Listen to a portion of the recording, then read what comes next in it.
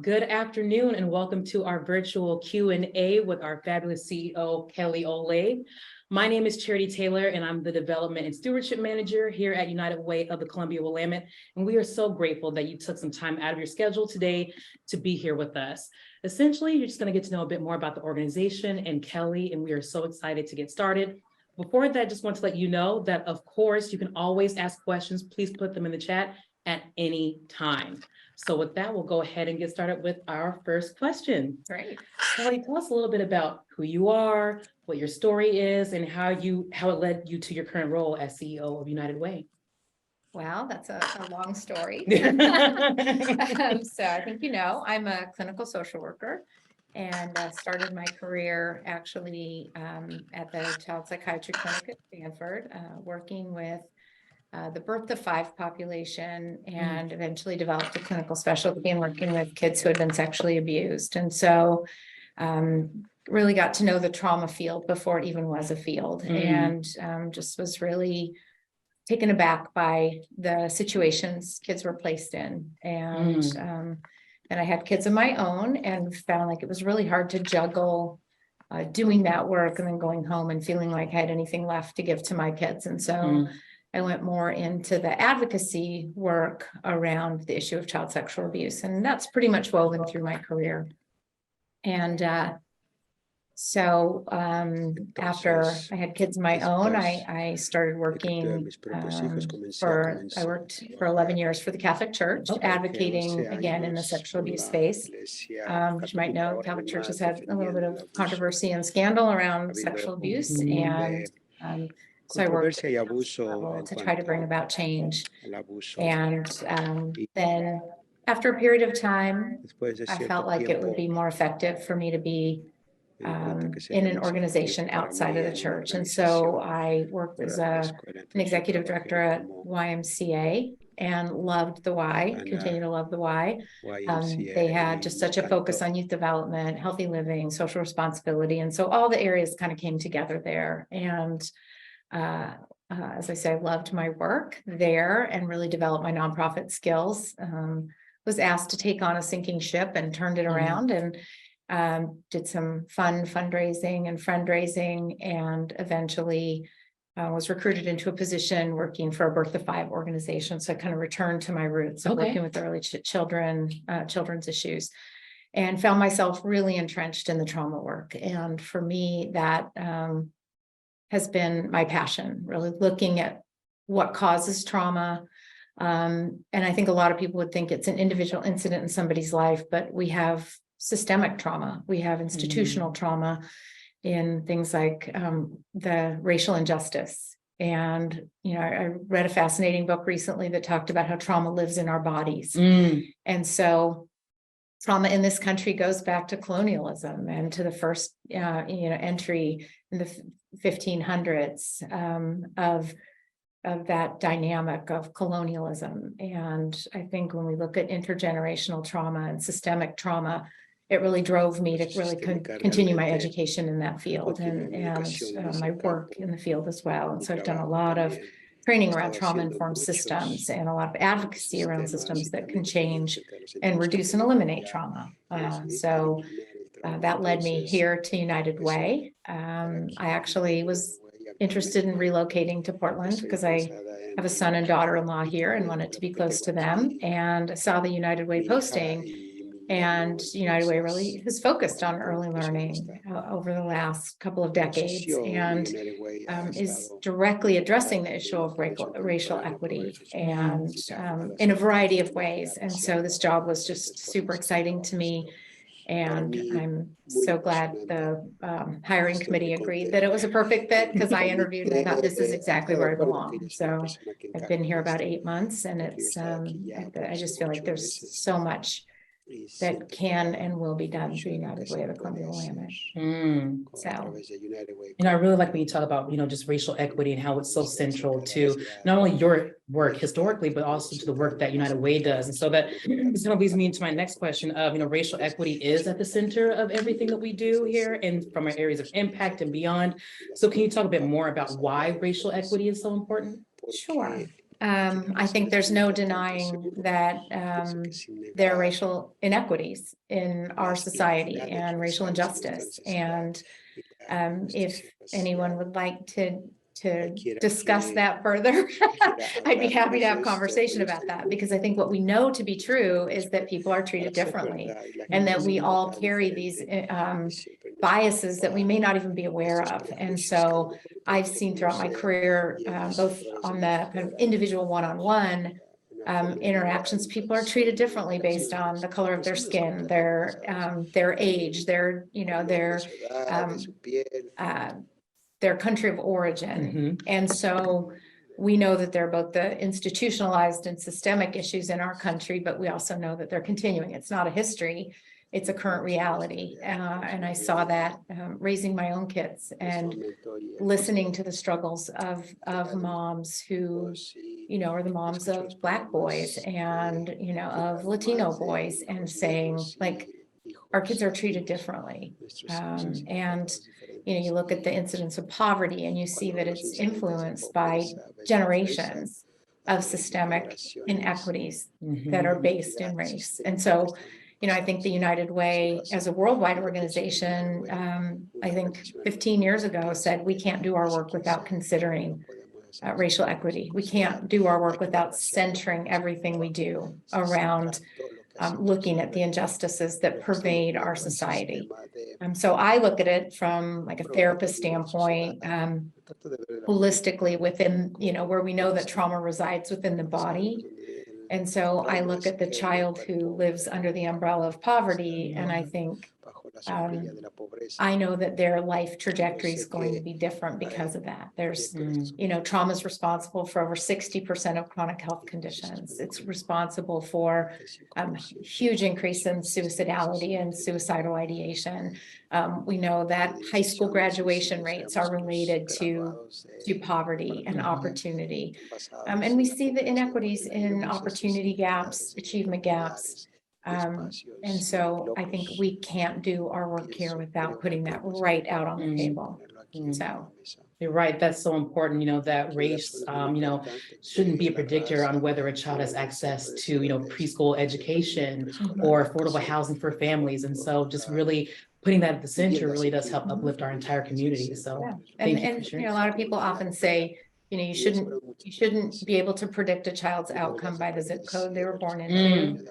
I would say you shouldn't be able to predict it by any of those other factors we just, talked about: the color of their skin, the income of their parents, the place they were born into, the family they were born into. Our belief at United Way is that every child should get the resources they need to thrive. Every family should be surrounded. We're a wealthy country. We should be able to feed every single person. We should be able to educate every single person. Yes.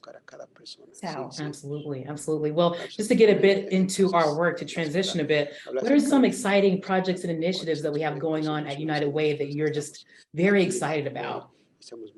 There are so many. I don't even know where to start. I know. So, one of the things that really drew me to this job is our focus on early learning. Yes. And I think because we know that 90% of brain development happens by the time a child reaches the age of 5. So we as a country have started public education at right about the time that brain development is slowing down.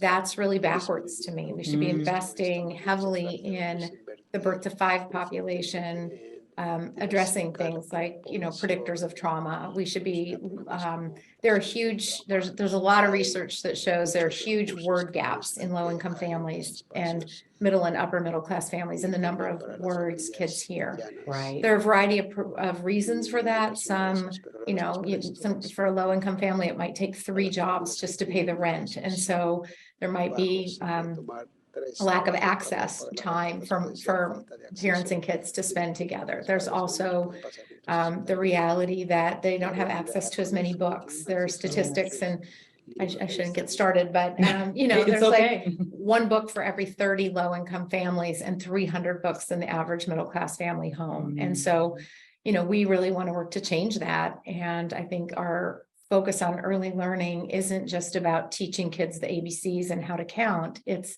about social emotional development. It's surrounding families with support and resources. It's helping navigate the soon to come public school system and making sure every child is ready for kindergarten. And so our preschool for all work is incredibly exciting to me. And I've watched, even in the, less than a year that I've been here, that work expand and grow. And I think, Oregon really is blazing new trails in that idea of preschool for all. Certainly Multnomah County is.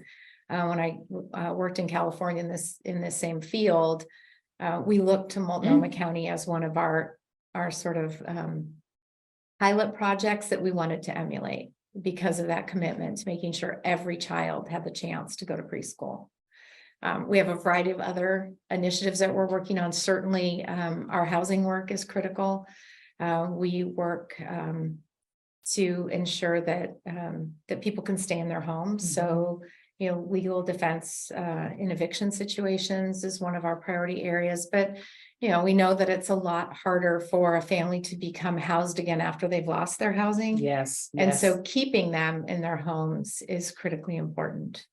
I think, another area of focus is disaster resilience. I think there's no denying that climate change is here and has been here for a while. And so we're looking at natural disasters, fires, wildfires, things like that, that are impacting life in Oregon. And so we, after the 2020 wildfires, got some funding to do some work around disaster resilience. And that area of focus is really expanding to become climate resilient. Right. Yes. And so it's exciting to see where that will go.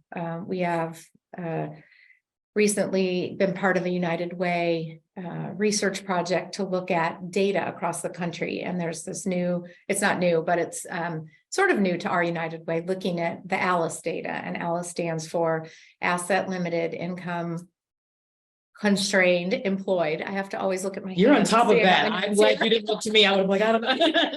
That's basically people living at, not below the poverty line, but before the reasonable line of being able to meet their basic needs. And so, it's county by county. And so we can really dig into the data in Oregon, and it goes even beyond that. We can look at the fact that I think it's like 44% of families here in Oregon are one paycheck away from disaster. They don't have the resources to make ends meet. And so they're really making tough choices.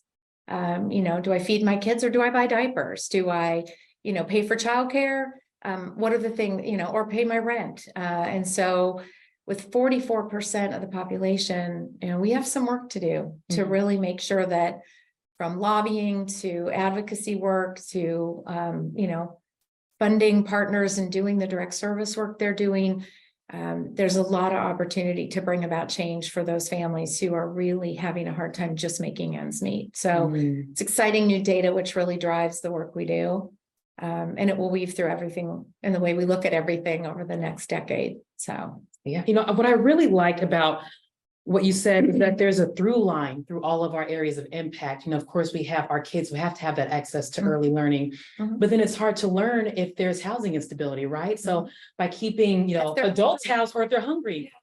So by keeping adults housed, we're keeping kids housed as well. We also work with rural areas and having climate disasters. That's something that can be very appending for families and for kids. And so by really having that holistic standpoint of how to help our kids and communities, we can really help further that along by not just looking at just, stable housing or just early learning. It's about how can we come alongside all of the aspects of who people are and meet them where they are in order to make sure that we can really make a difference. And I think that's something that's so important. So yeah, you're absolutely right. I think it's, we know that it's not one resource or one service that families need, but a real commitment to making sure that everybody has, what they need to survive, to go beyond survival to thriving. Absolutely. So, absolutely. Yeah. Yeah.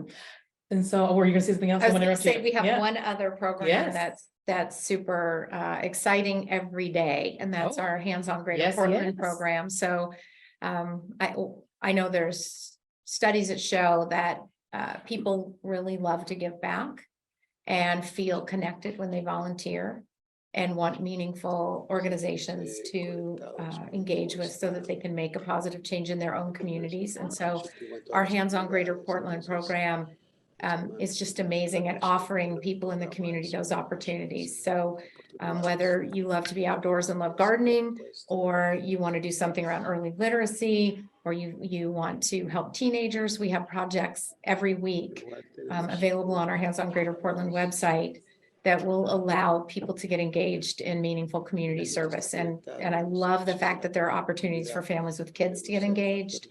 And, I was at a volunteer project when I first started, and there was a 6-year-old and a 93-year-old, both working on the same project. Amazing. And I think so the intergenerational example of giving back was really amazing. So last night we had an event at OMSI, and it was a preschool resource fair, if you will. It was also a chance for kids to explore OMSI with their families. And there were so many volunteers from from people who coordinate workplace campaigns with us, businesses that support United Way, to individuals just looking for a chance to give back. And it was exciting to see so many people wanting to make that a special experience for the families that we serve. So I think that that's an amazing opportunity for anyone who wants to connect with the greater community to be able to do that. Absolutely. So I think we have one final question that we have here, but I just want to also remind you that just because this actually isn't the final question, please put some questions in the chat. We want to hear from you. We'll try to answer as many as we can. If we don't get to you, so sorry, but we definitely are keeping an eye on that. So please do put your questions in the chat. So the next question is, what is your vision for United Way, and how do you see that vision making a positive impact in our community? So a number of us just returned from the first International United Way conference since the pandemic. And so it's first one since 2019. So we're with United Ways, over 300 United Ways from really around the world. And I think that there was just such an energy that came from so many people joining together to look at what United Way is and can be. I think what we know is that United Way started as a community chest, a way for people to contribute money to a trusted organization that could then get it out into the community where there was the greatest need. And what we've seen is over 100-year evolution. Our United Way is over 100 years old. I think it goes back maybe 135 years, but United Ways across the country and really around the world are digging in and looking what are the most urgent needs in the community, and how do we gather people, corporations, small businesses, school groups, community groups, to figure out what are the solutions. I think our vision is, what kind of community do we want to live in? What community do we want to have for our children? What kind of planet do we want to leave for the future generations? And, without getting too diffuse and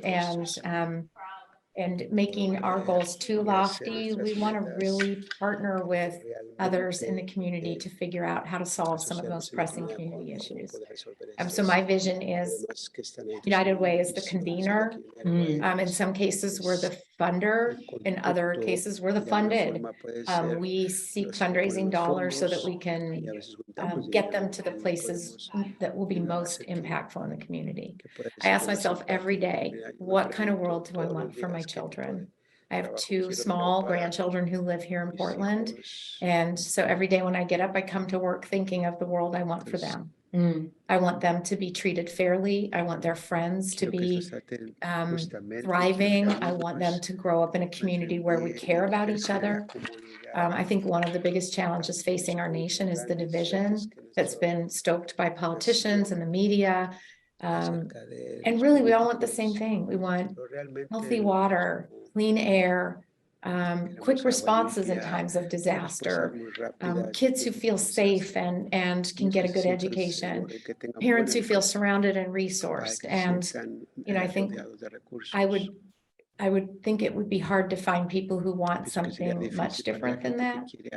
I think to take that a little bit deeper, we want a community where people are treated fairly, where people have equal opportunity, where, I don't have to worry about the color of my child's skin when they go out at night because they might be treated badly, or in a store, whatever. I want us to build a world where Equity is a given and not something that we have to fight for.